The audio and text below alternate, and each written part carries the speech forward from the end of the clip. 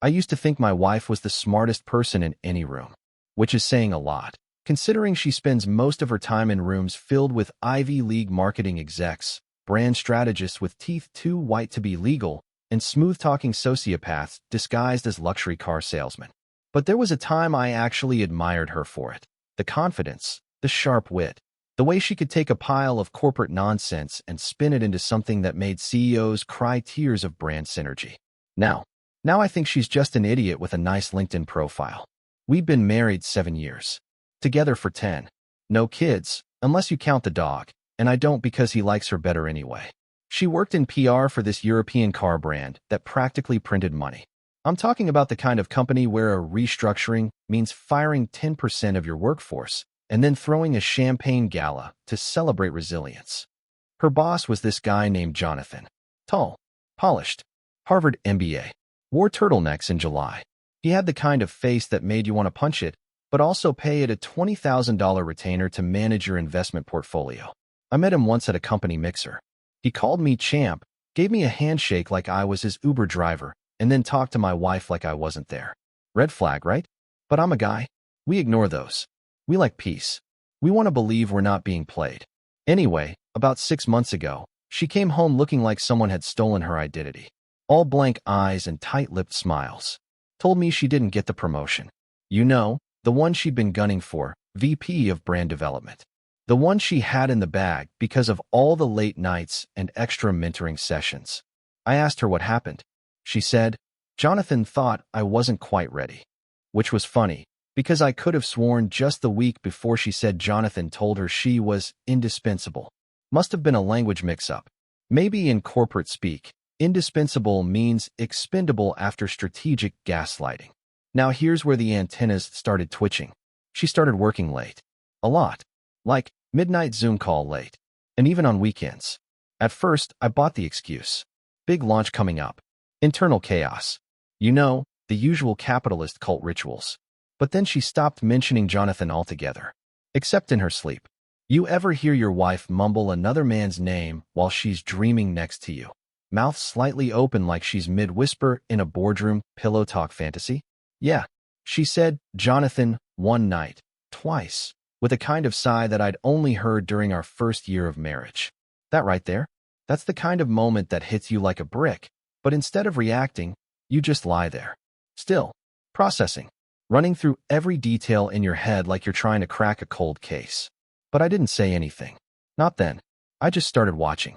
Quietly. Her routines changed. She used to leave her heels by the door. Now they were always in the car. Lipstick she hadn't worn since our wedding was suddenly back in rotation. And every time I asked how her day was, I'd get the same corporate mad lib. Busy. Chaos. Fire drill. Got a shower. And God, she showered like she was trying to erase a crime scene. I'm not the jealous type, but I'm not a doormat either. So I decided to give her one last chance to be honest with me.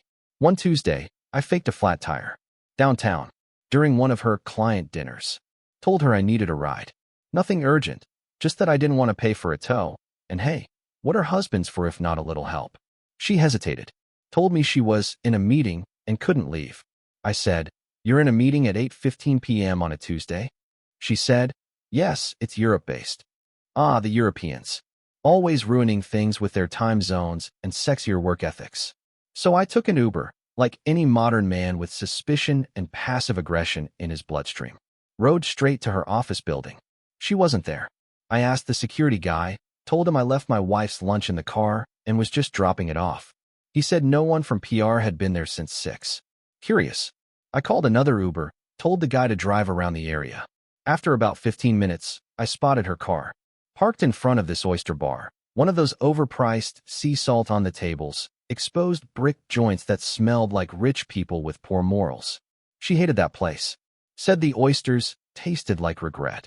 But there she was, on the patio, laughing, hair down, across from Jonathan, turtleneck and all. I didn't go in, didn't make a scene. That's not how I operate. Instead, I took a photo. Not for evidence, not for a lawyer, just for me. A little snapshot of truth. She came home 2 hours later smelling like sea breeze and denial. I asked how her meeting went. She said, fine, boring. And just like that, we entered the quiet war. No shouting, no accusations. Just cold civility. She had no idea I knew. And I wasn't about to tip my hand. Not yet. You see, most people react to betrayal with tears or tantrums. Me? I treat it like strategy. She wanted to play games? Cool. I invented Monopoly. You ever notice how cheaters don't get smarter? They just get bolder? After I caught her with Jonathan at that oyster bar, I could have confronted her. Could have flipped the table, tossed the wine, played the betrayed husband card. But here's the thing. I didn't want her to stop. Not yet. I needed her to lean in, get comfortable, make mistakes. Because revenge, the good kind, the cold, surgical kind, requires patience. And I had plenty of that. The next few days, I played the role. Loving, tired, slightly distant husband. Just enough aloofness to make her think I was distracted, but not enough to spark suspicion. She even offered to make me coffee a couple mornings, like she was overcompensating. Cute. Meanwhile, I started collecting. First, I downloaded a burner app. Nothing too dramatic. Just something I could use to sign up for alerts. RSS feeds. Google News pings. Industry blogs. My wife's company, Carvero Automotive, had been making headlines lately with their new EV rollout, and I knew that meant press kits, online portfolios, campaign assets, all things that went through her desk. And since she liked to brag about how she ran the whole show, I figured I'd let her own that, publicly. The idea came to me while scrolling through her LinkedIn one night. She had left her laptop open, not password protected, because again, bold not smart, and went to shower. I wasn't snooping. I was curious. But what I saw was a goldmine. Draft presentations. Case study decks. Talking points for a brand intimacy roundtable. I mean, come on. Email exchanges with Jonathan that read like high school poetry disguised as marketing lingo. One of them said, "You're the engine behind my vision. Let's take this brand, and each other, to the next level." Gag. I copied everything. Not just the cringy flirt emails, but full internal campaign documents. Her PR strategy for Q4. A spreadsheet of projected influencer partnerships. It was all right there, neatly sorted by folders labeled things like Carvero_Visionary 2025 and Jonathan Confidential. And let me tell you, if there's anything a luxury car brand hates more than engine recalls, it's leaked branding material. But I wasn't going to send it yet.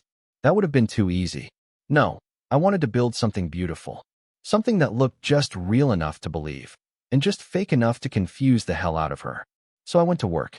I bought a domain, carverooauthenticity.com. Sounded legitimate, right? Like a bleeding-edge brand transparency campaign. I used one of those website builders with glossy templates and added a logo I downloaded from her files. Clean, corporate, tasteful. Then I uploaded her own presentations. Word for word. Every tagline. Every fake-inspiring quote about driving the future of human connection. Every strategy slide she had spent months fine-tuning. I dressed it all up in a mock case study, titled, Seduction as Strategy, the Gendered Power Play Behind the Wheel. Subtle, I know. It opened with a fake mission statement. How modern luxury brands leverage inter-office intimacy to drive bold campaigns and bolder narratives. Then I included a profile photo of her, a headshot she'd used for a women in PR event, right next to a fabricated quote that read, "When your boss trusts you completely, the car practically sells itself." Below that, a bullet point list titled Key Results of Mentorship-Driven Branding, which included phrases like 27 late-night brainstorming sessions, 11 oysters consumed, 1 promotion mysteriously delayed. And of course, I closed the page with a Jonathan Speaks testimonial, AI-generated, of course, but believable enough.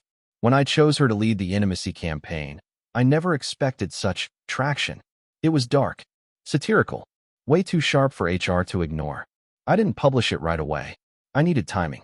But while that masterpiece simmered, I started laying emotional landmines at home. You see, once you stop loving someone, you start observing them like a science experiment. Like how she always turned her phone over when setting it down. Or how she started humming on Thursdays, the night she claimed to have strategy calls. I figured Thursday must have been when Jonathan booked his hotel suite downtown, since her energy on Fridays was always mysteriously elevated. I made a mental note of the pattern. Every third Thursday, she came home smelling like bergamot and lies. Then one Thursday night, I decided to test her.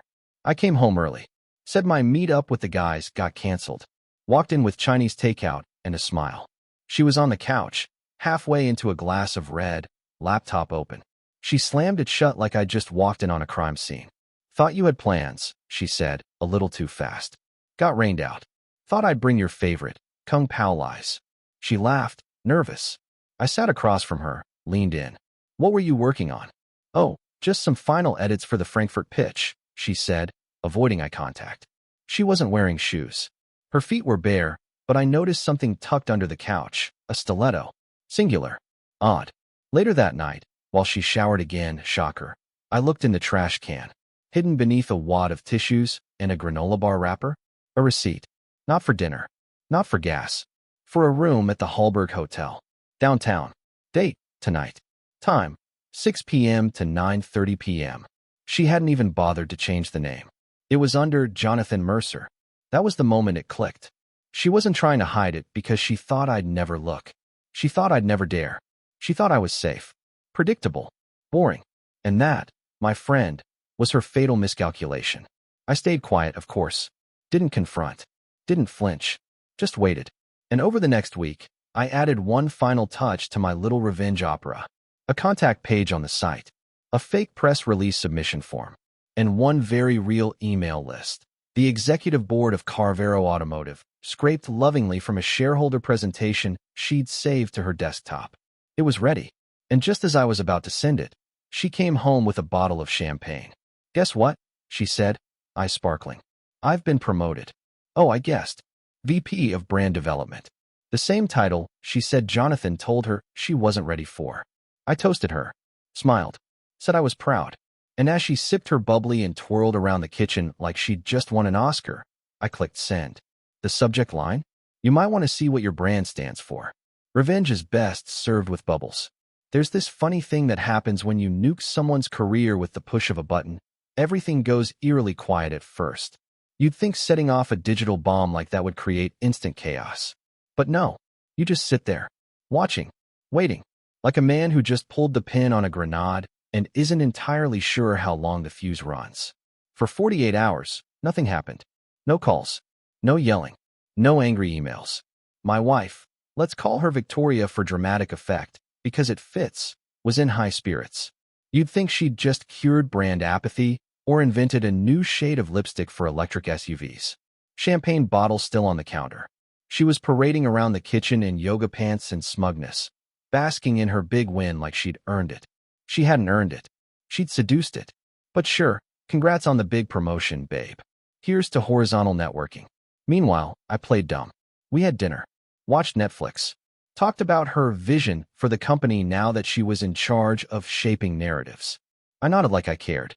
I even kissed her on the forehead. Just a normal, supportive husband watching his wife glow, unaware the candle was sitting in a puddle of gasoline. Then Friday came. It started at 8:17 a.m. Victoria was pouring coffee when her phone buzzed, sharp, insistent. She glanced at the screen, froze, and pressed it to her chest like it might bite. I was at the sink, rinsing a glass, pretending not to watch her crumble. She answered, walked into the hallway. I could still hear her voice, muffled but tense. Yes, I understand. No, I didn't. That's not. Jonathan never. I wasn't aware of that. Wait, what website? Bingo. She came back 10 minutes later pale, wide-eyed, and clutching her phone like it was radioactive. Didn't say a word. Just grabbed her laptop and sprinted to the bedroom like it was suddenly on fire. I waited. 15 minutes passed. Then 20. Then 30. She came out dressed like she was about to go full scorched earth PR mode. Black suit. No makeup, hair pulled tight like a wire. She muttered something about needing to get ahead of some confusion at work. I said, of course. Want me to pack you a granola bar? She didn't laugh. By the time she left, she was practically vibrating. I watched her drive off in the company car, speeding toward a building that had already started deleting her access. Back inside, I pulled up my inbox. The burner email I used to send the site link had 27 replies, most of them from Carvero execs, a couple from board members, one from a guy named Armand, who I later found out was chief of compliance and internal ethics. Armand's message was short. Thank you. We are investigating.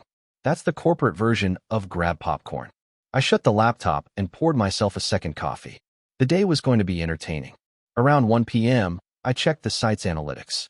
Over 12,000 unique views. The key results slide, the one with the oysters and the intimacy metrics, had been screenshotted 300 plus times and posted to an internal Slack channel by someone named Marta G. I clicked her profile. Junior brand strategist. God bless Marta.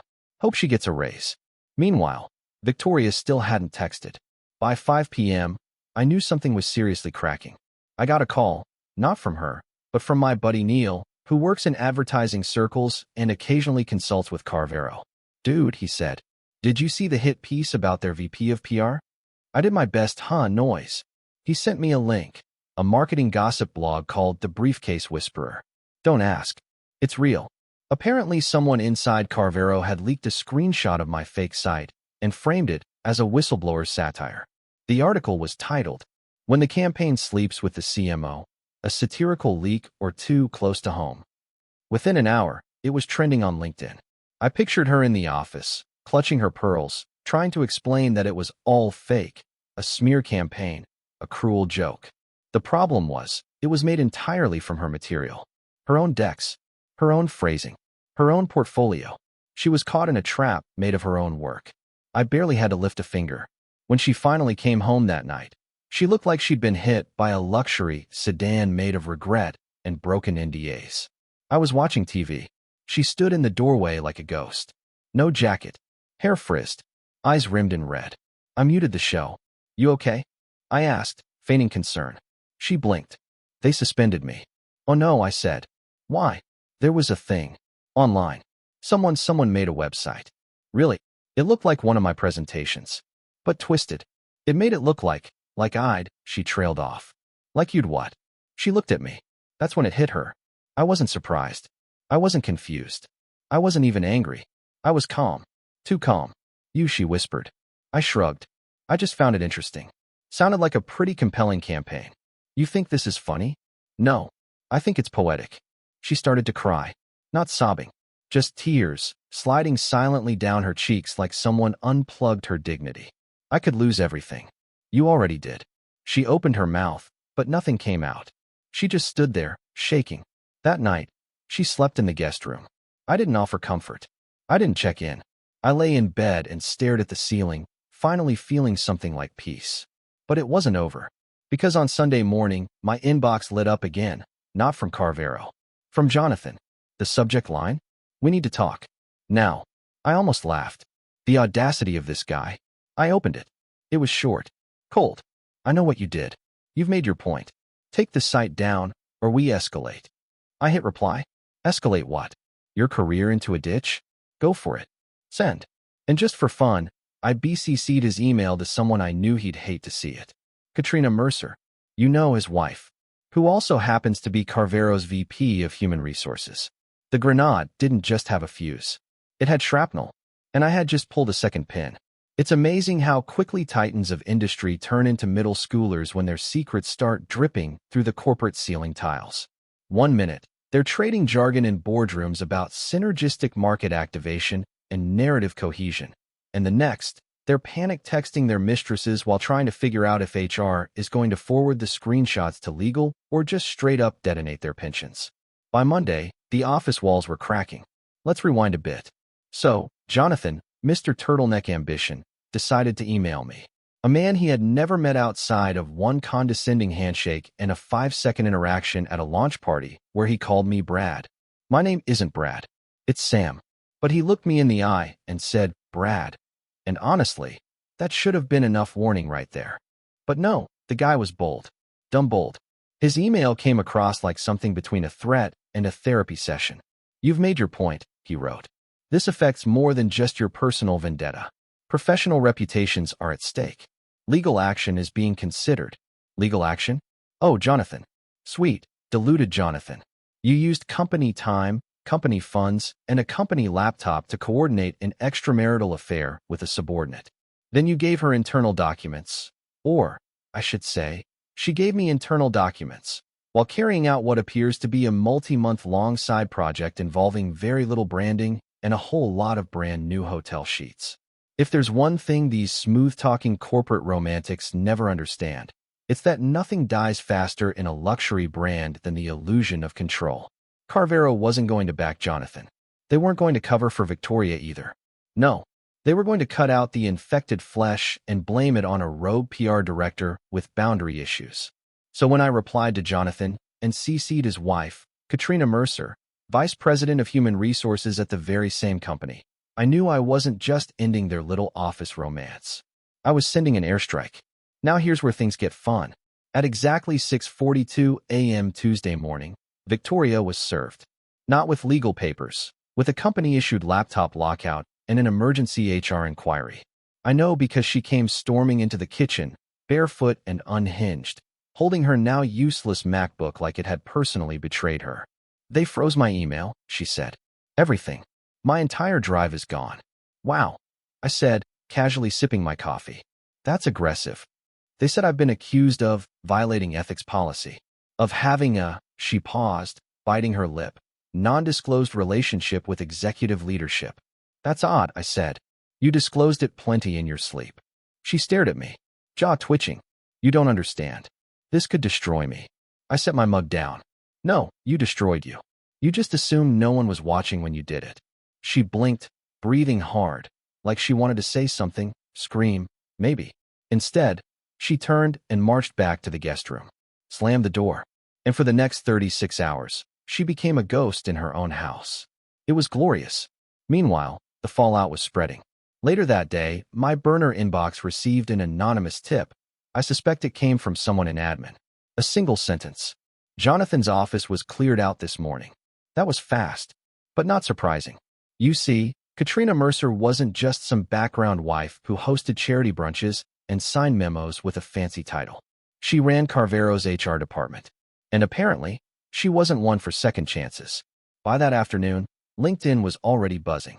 Jonathan's profile had been updated, no longer VP of marketing, just consultant, which is code for fired, but pretending it's part of a transition. Meanwhile, Victoria kept trying to hold the center together.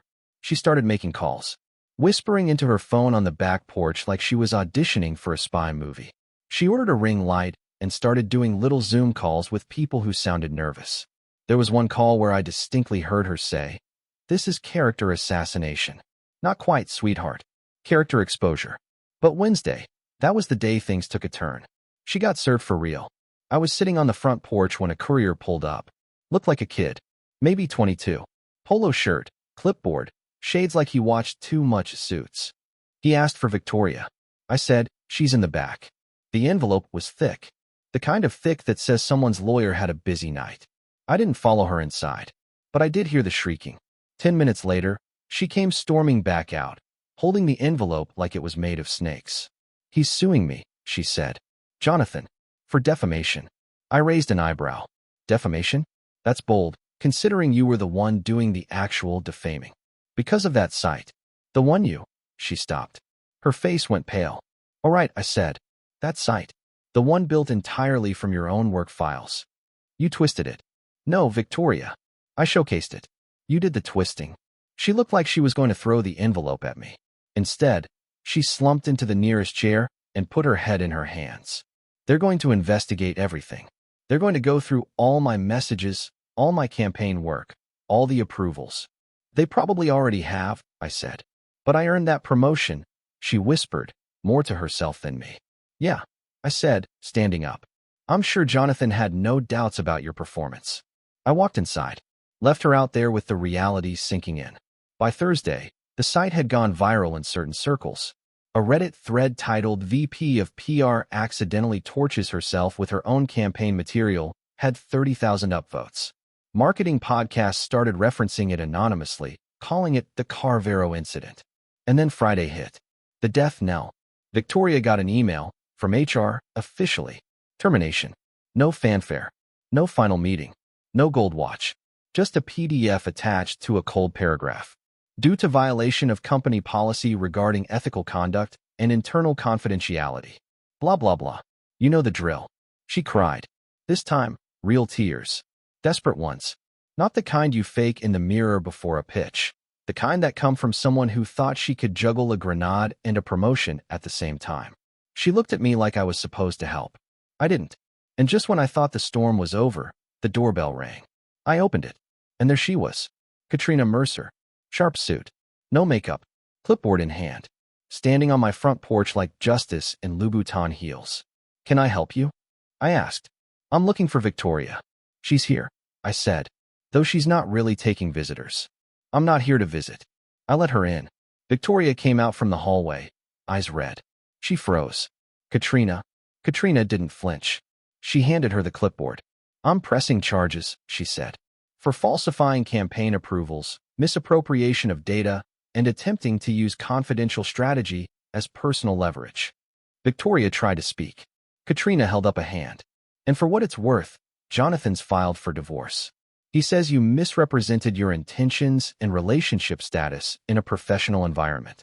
He's calling it coercion." That was new. Victoria opened her mouth, then closed it. She looked small. Like a child caught cheating on a test, she wrote herself. Katrina turned to me. "And you," she said, "are either a psychopath or a genius." I smiled. "Can it be both?" She left. And just like that, the storm passed. But the debris? The debris was still smoldering. By the time the dust settled, all that was left of my wife's career was a LinkedIn profile with a suspicious employment gap and a trail of unanswered messages from recruiters who had already seen the Carvero incident become a meme. It had gone from PR disaster to pop culture cautionary tale in less than a week. She stayed quiet for a while after Katrina's visit. For the first time in our marriage, Victoria had nothing to say, no defense, no spin, no performance-ready version of events. Just silence, broken only by the occasional clatter of her trying to pack her life back into designer suitcases that now looked kind of ridiculous in our modest hallway. She cried once, when she dropped her curling iron and it shattered on the tile. I think it was less about the iron and more about the realization that she wouldn't be curling her way onto another morning show or panel anytime soon. Meanwhile, I was sleeping great. It's funny how peace sneaks back into your life after you've burned out the last lie. I'd wake up without that weird, invisible pressure on my chest. No second-guessing where she was. No more looking at her Instagram captions like they were puzzle boxes. Just coffee, my dog, and the slow satisfaction of a plan executed to perfection. But make no mistake, I wasn't done. I had no intention of offering closure. No dramatic sit-down. No final argument that ended with tears and some soft instrumental piano outro. That wasn't the point of this. This wasn't about reconciliation or emotional healing. It was about making sure she couldn't rewrite the story once I stepped off the stage. So I decided to salt the earth. Let's start with her brand. Victoria loved to refer to herself as a brand.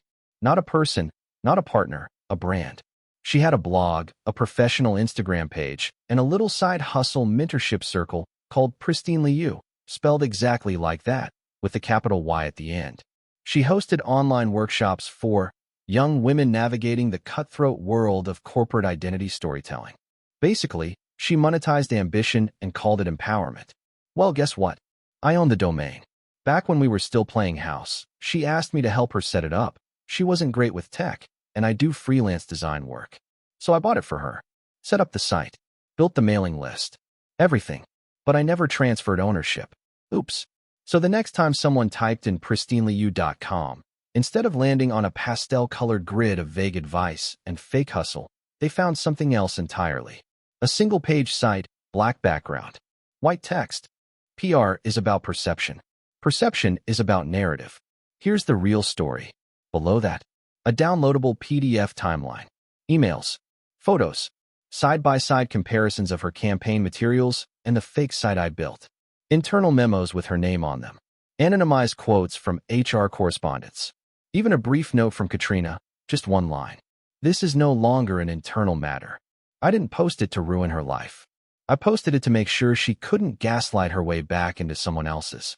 By the end of the week, the site had over 100,000 views. A few bloggers reposted the PDF. A podcast even did a special segment on the rise and fall of Victoria Lane, the PR queen who got caught in her own spin cycle. She hadn't even changed her last name after we got married. Too on brand. Now, her name was Mud. But here's where it got interesting. You'd think after the professional implosion, the HR bomb, and the online humiliation, she'd just pack up and disappear. Go find a wellness retreat. Move to Portland. sell crystals under a different name. But no, she stayed. She started cooking more, cleaning, doing laundry like we were still in the 50s, and she was trying to get back into heaven. She even offered to take a little time off and focus on the relationship. Said we'd drifted apart, that we lost our spark, and that maybe, just maybe, we both shared some blame. I nodded politely and said nothing. She asked if I wanted to go to counseling. I said, you should. I think it would help. She asked if I was seeing anyone. I said, not yet. She asked if we could start over. And that's when I smiled. Start over? Victoria, you didn't hit a reset button. You set the house on fire and then asked if we still had marshmallows. She didn't respond. She just sat there, blinking, waiting for something, anything, to land.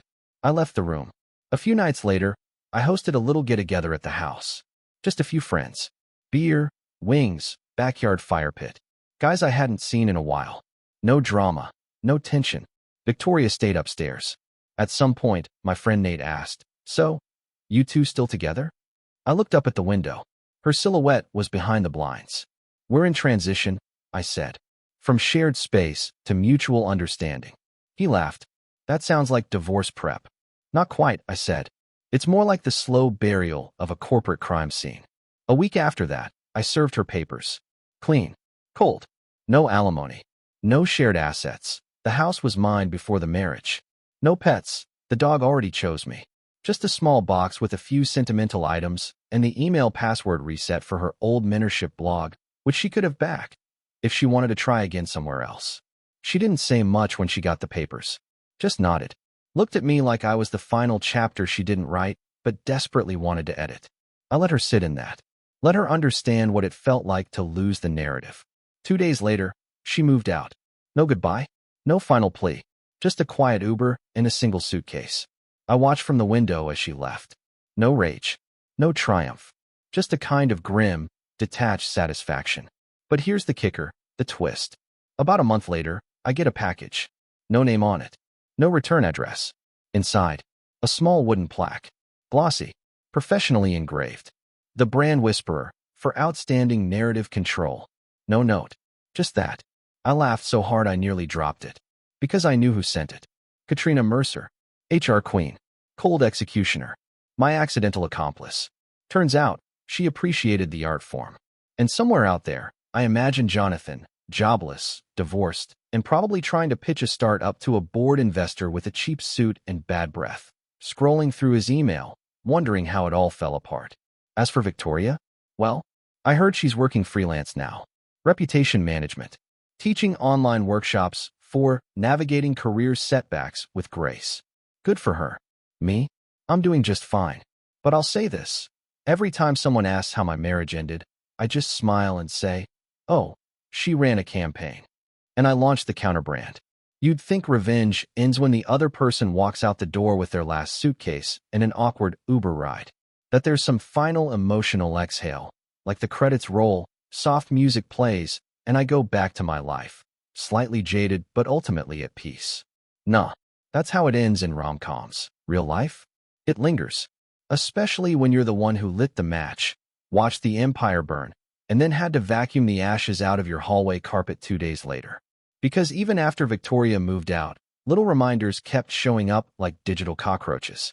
Old voice notes, shared cloud folders, calendar invites to meetings she no longer had, and one particularly strange recurring Zoom notification titled Coffee Check-In with Jay.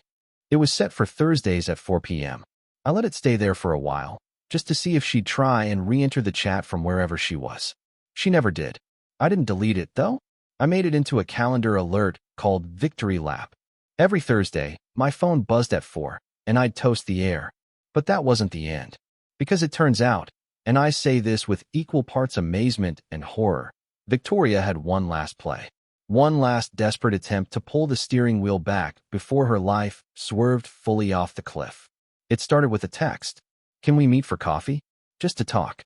I stared at it for 10 full minutes, unsure if this was a trap, a breakdown, or the beginning of an elaborate attempt to poison me in public. I replied, sure, 1 hour. Usual spot. I picked the little cafe 2 blocks from our house, the one we used to go to on Sundays before grocery runs. It was half empty, smelled like burnt cinnamon, and had uneven chairs, a perfect place to ruin someone's afternoon. She showed up late, of course, wearing neutral colors, the kind of outfit someone wears when they don't want to look like they're trying. But everything about her screamed trying. Hair too carefully messy, lips dry, like she'd forgotten how to smile without an audience. She sat down. No hug, no small talk. Just, I wanted to say sorry. I nodded.